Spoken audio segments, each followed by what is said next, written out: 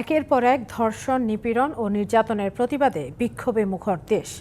ধর্ষকদের দ্রুত বিচার থেকে শুরু করে স্বরাষ্ট্র উপদেষ্টার পদত্যাগ সহ নানা দাবিতে সোচ্চার বিভিন্ন সংগঠন। রাজধানী জুড়ে মানববন্ধন, বিক্ষোভ আর সমাবেশ করেছেন শিক্ষার্থীরা।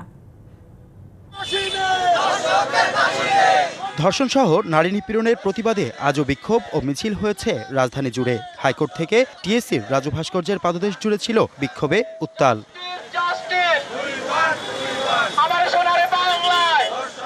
সোমবার দুপুর 12টায় হাইকোর্টের মেন গেটের সামনে জাতীয়তাবাদী ছাত্রদল কেন্দ্রীয় সংসদের উদ্যোগে শুরু হয় ধর্ষণ ও নিপীড়ন বিরোধী মানববন্ধন। সকাল থেকে ছাত্রদলের বিভিন্ন ইউনিট থেকে কর্মীরা সেখানে জড়ো হন। মানববন্ধনের রূপ নেয় প্রতিবাদ এবং বিক্ষোভ সমাবেশ। 180 মিনিট লাগে না একজন দর্শিতা নারীর মৃত্যুতে, সেখানে 180 দিন বিচারে লাগার কোনো কথাই আসতে পারে না।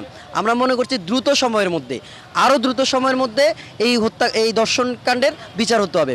ধর্ষকের জানি সর্বোচ্চ শাস্তি আমরা নিশ্চিত করতে পারি, সেই বিরুদ্ধেই আমরা দাঁড়িয়েছি। 180 দিনের যে সরকারের যে একটা জারি দিয়েছে, আমরা এই 180 দিন আসলে মানি না।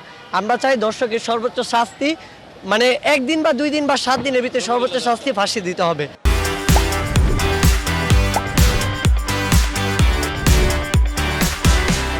দাবি আসে দোষীদের দ্রুত গ্রেপ্তারের।